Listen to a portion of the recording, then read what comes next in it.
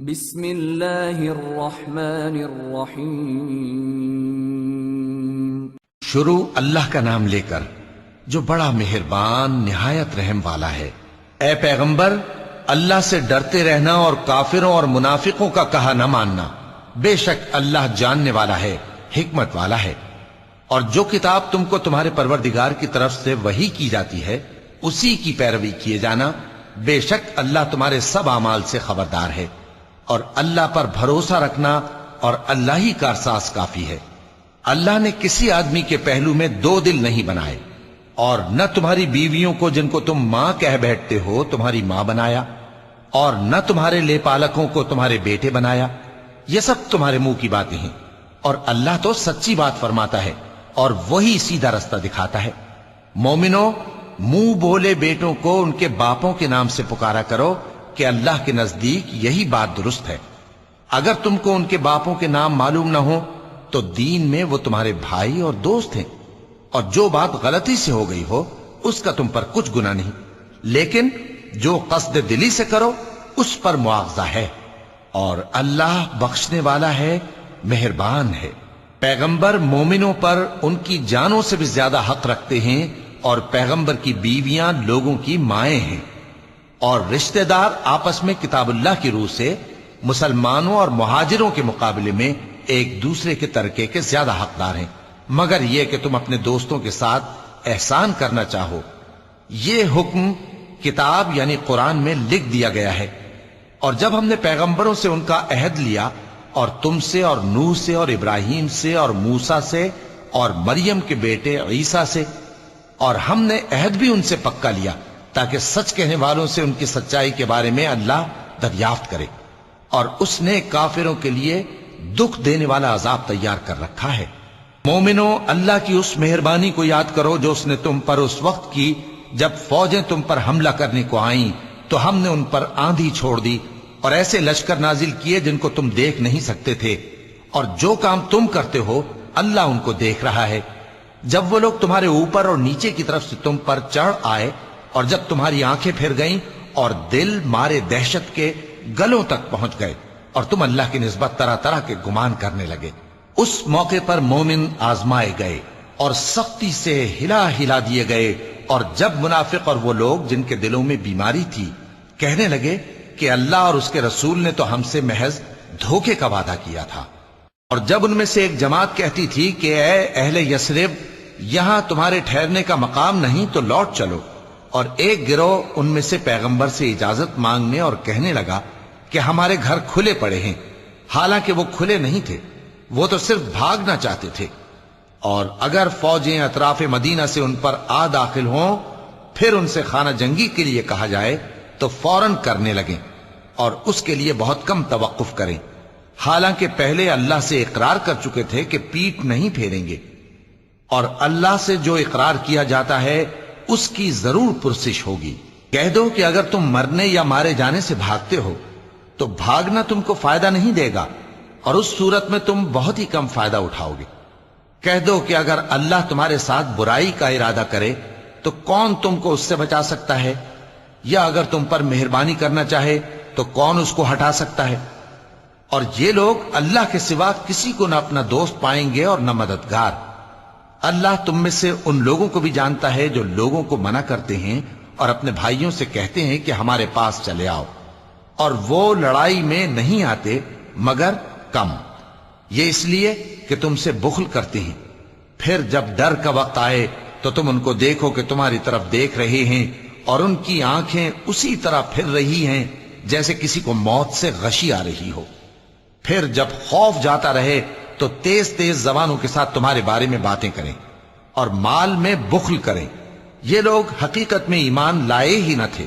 تو اللہ نے ان کے اعمال برباد کر دیے، اور یہ اللہ کو آسان تھا۔ یہ لوگ خوف کے سبب خیال کرتے ہیں کہ فوجیں نہیں گئیں، اور اگر لشکر آ جائیں تو تمنا کریں کہ کاش خانہ بدوشوں میں جا رہے، اور تمہاری خبر پوچھا کریں، اور اگر تمہارے درمیان ہو تو لڑائی نہ کریں مگر کم۔ مسلمانوں، تم کو اللہ کے رسول کی پیروی کرنی بہتر ہے، یعنی ہر اس شخص کو جسے اللہ سے ملنے اور روز قیامت کے آنے کی امید ہو، اور وہ اللہ کا ذکر کثرت سے کرتا ہو، اور جب مومنوں نے کافروں کے لشکر کو دیکھا تو کہنے لگے یہ وہی ہے جس کا اللہ اور اس کے پیغمبر نے ہم سے وعدہ کیا تھا، اور اللہ اور اس کے پیغمبر نے سچ کہا تھا، اور اس سے ان کا ایمان اور اطاعت اور زیادہ ہو گئی۔ مومنوں میں کتنے ہی ایسے شخص ہیں کہ جو اقرار انہوں نے اللہ سے کیا تھا اس کو سچ کر دکھایا۔ پھر ان میں بعض ایسے ہیں جنہوں نے اپنی نذر پوری کر دی، یعنی جان دے دی، اور بعض ایسے ہیں کہ انتظار کر رہے ہیں، اور انہوں نے اپنے قول کو ذرا بھی نہیں بدلا، تاکہ اللہ سچوں کو ان کی سچائی کا بدلہ دے اور منافقوں کو چاہے تو عذاب دے یا ان پر مہربانی فرمائے۔ بے شک اللہ بخشنے والا ہے، مہربان ہے۔ اور جو کافر تھے ان کو اللہ نے پھیر دیا، وہ اپنے غصے میں بھرے ہوئے تھے، کچھ بھلائی حاصل نہ کر سکے، اور اللہ مومنوں کے لیے لڑائی میں کافی ہو گیا، اور اللہ زور آور ہے، غالب ہے۔ اور اس نے اہل کتاب میں سے جن لوگوں نے ان کی یعنی مکے والوں کی مدد کی تھی ان کو ان کے قلعوں سے اتار دیا اور ان کے دلوں میں دہشت ڈال دی، تو بعض کو تم قتل کر دیتے تھے اور بعض کو قید کر لیتے تھے، اور ان کی زمین اور ان کے گھروں اور ان کے مال کا اور اس زمین کا جس میں تم نے پاؤں بھی نہیں رکھا تھا اس نے تم کو وارث بنا دیا، اور اللہ ہر چیز پر قدرت رکھتا ہے۔ اے پیغمبر اپنی بیویوں سے کہہ دو کہ اگر تم دنیا کی زندگی اور اس کی زینت و آرائش چاہتی ہو تو آؤ میں تمہیں کچھ مال دوں اور اچھی طرح سے رخصت کر دوں، اور اگر تم اللہ اور اس کے پیغمبر اور عاقبت کے گھر یعنی بہشت کی طلبگار ہو تو تم میں جو نیکوکار ہیں ان کے لیے اللہ نے اجر عظیم تیار کر رکھا ہے۔ اے پیغمبر کی بیویوں، تم میں سے جو کوئی کھلی ناشائستہ حرکت کرے گی اس کو دونی سزا دی جائے گی، اور یہ بات اللہ کو آسان ہے۔ اور جو تم میں سے اللہ اور اس کے رسول کی فرما بردار رہے گی اور عمل نیک کرے گی اس کو ہم دونا ثواب دیں گے، اور اس کے لیے ہم نے عزت کی روزی تیار کر رکھی ہے۔ اے پیغمبر کی بیویوں، تم عام عورتوں کی طرح نہیں ہو، اگر تم پرہیزگار رہنا چاہتی ہو تو کسی اجنبی شخص سے نرم لہجے میں بات نہ کرو، تاکہ وہ شخص جس کے دل میں کسی طرح کا روگ ہے کوئی امید نہ پیدا کر لے، اور دستور کے مطابق بات کیا کرو، اور اپنے گھروں میں ٹھہری رہو، اور جس طرح پہلے جاہلیت کے دنوں میں زیب و زینت کی نمائش کی جاتی تھی اس طرح اظہار زینت نہ کرو، اور نماز پڑھتی رہو اور زکوٰۃ دیتی رہو، اور اللہ اور اس کے رسول کی فرما برداری کرتی رہو۔ اے پیغمبر کی گھر والیوں، اللہ چاہتا ہے کہ تم سے ہر طرح کی ناپاکی دور کر دے اور تمہیں بالکل پاک صاف کر دے، اور تمہارے گھروں میں جو اللہ کی آیتیں پڑھی جاتی ہیں اور حکمت کی باتیں سنائی جاتی ہیں ان کو یاد رکھو، بے شک اللہ باریک بین ہے، باخبر ہے۔ جو لوگ اللہ کے آگے سر اطاعت خم کرنے والے ہیں یعنی مسلمان مرد اور مسلمان عورتیں اور مومن مرد اور مومن عورتیں اور فرمانبردار مرد اور فرمانبردار عورتیں اور راست باز مرد اور راست باز عورتیں اور صبر کرنے والے مرد اور صبر کرنے والی عورتیں اور عاجزی کرنے والے مرد اور عاجزی کرنے والی عورتیں اور خیرات کرنے والے مرد اور خیرات کرنے والی عورتیں اور روزے رکھنے والے مرد اور روزے رکھنے والی عورتیں اور اپنی شرمگاہوں کی حفاظت کرنے والے مرد اور حفاظت کرنے والی عورتیں اور اللہ کو کثرت سے یاد کرنے والے مرد اور کثرت سے یاد کرنے والی عورتیں۔ کچھ شک نہیں کہ ان کے لیے اللہ نے بخشش اور اجر عظیم تیار کر رکھا ہے، اور کسی مومن مرد اور مومن عورت کو حق نہیں ہے کہ جب اللہ اور اس کا رسول کوئی بات طے کر دیں تو وہ اس کام میں اپنا بھی کچھ اختیار سمجھیں، اور جو کوئی اللہ اور اس کے رسول کی نافرمانی کرے وہ بالکل گمراہ ہو گیا۔ اور جب تم اس شخص سے جس پر اللہ نے احسان کیا تھا اور تم نے بھی احسان کیا تھا یہ کہتے تھے کہ اپنی بیوی کو اپنے پاس رہنے دے اور اللہ سے ڈر، اور تم اپنے دل میں وہ بات چھپا رہے تھے جس کو اللہ ظاہر کرنے والا تھا، اور تم لوگوں سے ڈرتے تھے، حالانکہ اللہ ہی اس کا زیادہ مستحق ہے کہ اس سے ڈرو۔ پھر جب زید نے اس سے تعلق ختم کر لیا یعنی اس کو طلاق دے دی تو ہم نے اسے تمہاری زوجیت میں دے دیا تاکہ مومنوں پر ان کے منہ بولے بیٹوں کی بیویوں کے ساتھ نکاح کرنے کے بارے میں جب وہ بیٹے ان سے اپنا تعلق ختم کر لیں یعنی طلاق دے دیں کچھ تنگی نہ رہے، اور اللہ کا حکم واقع ہو کر رہنے والا تھا۔ پیغمبر پر اس کام میں کچھ تنگی نہیں جو اللہ نے ان کے لیے مقرر کر دیا، اور جو لوگ پہلے گزر چکے ہیں ان میں بھی اللہ کا یہی دستور رہا ہے اور اللہ کا حکم ٹھہر چکا تھا، یعنی ان پیغمبروں میں جو اللہ کے پیغام جوں کہ توں پہنچاتے اور اس سے ڈرتے اور اللہ کے سوا کسی سے نہیں ڈرتے تھے، اور اللہ ہی حساب کرنے کو کافی ہے۔ محمد صلی اللہ علیہ وآلہ وسلم تمہارے مردوں میں سے کسی کے والد نہیں ہیں، لیکن اللہ کے پیغمبر اور نبیوں کی مہر یعنی سلسلہ نبوت کو ختم کر دینے والے ہیں، اور اللہ ہر چیز سے واقف ہے۔ اے اہل ایمان، اللہ کا بہت بہت ذکر کیا کرو اور صبح و شام اس کی پاکی بیان کرتے رہو، وہی تو ہے جو تم پر رحمت بھیجتا ہے اور اس کے فرشتے بھی، تاکہ تم کو اندھیروں سے نکال کر روشنی کی طرف لے جائے، اور اللہ مومنوں پر مہربان ہے۔ جس روز وہ اس سے ملیں گے تو ان کا تحفہ اللہ کی طرف سے سلام ہوگا، اور اس نے ان کے لیے عمدہ ثواب تیار کر رکھا ہے۔ اے پیغمبر، ہم نے تم کو گواہی دینے والا اور خوشخبری سنانے والا اور خبردار کرنے والا بنا کر بھیجا ہے، اور اللہ کی طرف اسی کے حکم سے بلانے والا اور چراغ روشن۔ اور مومنوں کو خوشخبری سنا دو کہ ان کے لیے اللہ کی طرف سے بڑا فضل ہے، اور کافروں اور منافقوں کا کہا نہ ماننا اور نہ ان کے تکلیف دینے پر نظر کرنا، اور اللہ پر بھروسہ رکھنا، اور اللہ ہی کارساز کافی ہے۔ مومنوں، جب تم مومن عورتوں سے نکاح کر کے ان کو ہاتھ لگانے یعنی ان کے پاس جانے سے پہلے طلاق دے دو تو تم کو کچھ حق نہیں کہ ان سے عدت پوری کراؤ، بس ان کو کچھ فائدہ یعنی خرچ دے دو اور ان کو اچھی طرح سے رخصت کر دو۔ اے پیغمبر صلی اللہ علیہ وآلہ وسلم،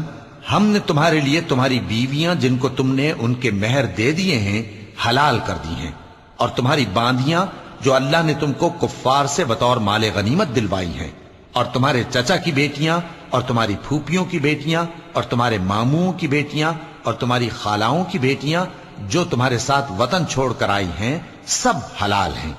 اور کوئی مومن عورت اگر اپنے آپ کو پیغمبر صلی اللہ علیہ وآلہ وسلم کے حوالے کر دے یعنی مہر کے بغیر نکاح میں آنا چاہے،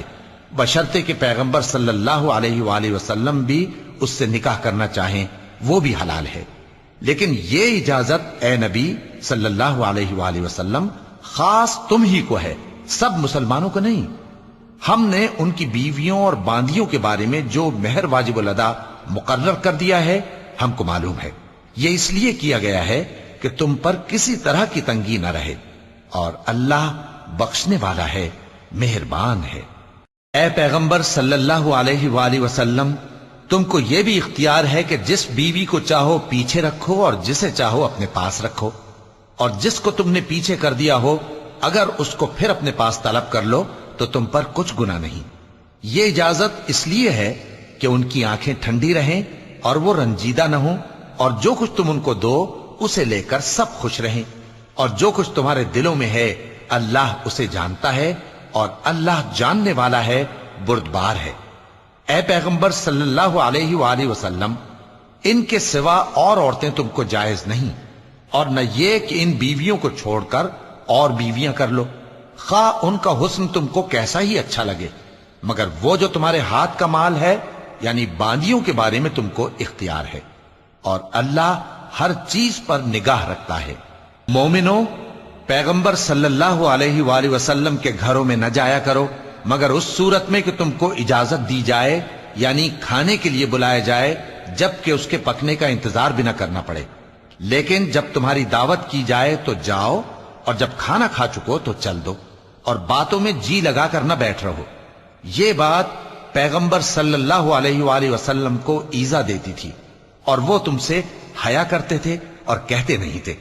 لیکن اللہ سچی بات کے کہنے سے نہیں شرماتا۔ اور جب پیغمبر صلی اللہ علیہ وآلہ وسلم کی بیویوں سے کوئی سامان مانگو تو پردے کے باہر سے مانگو،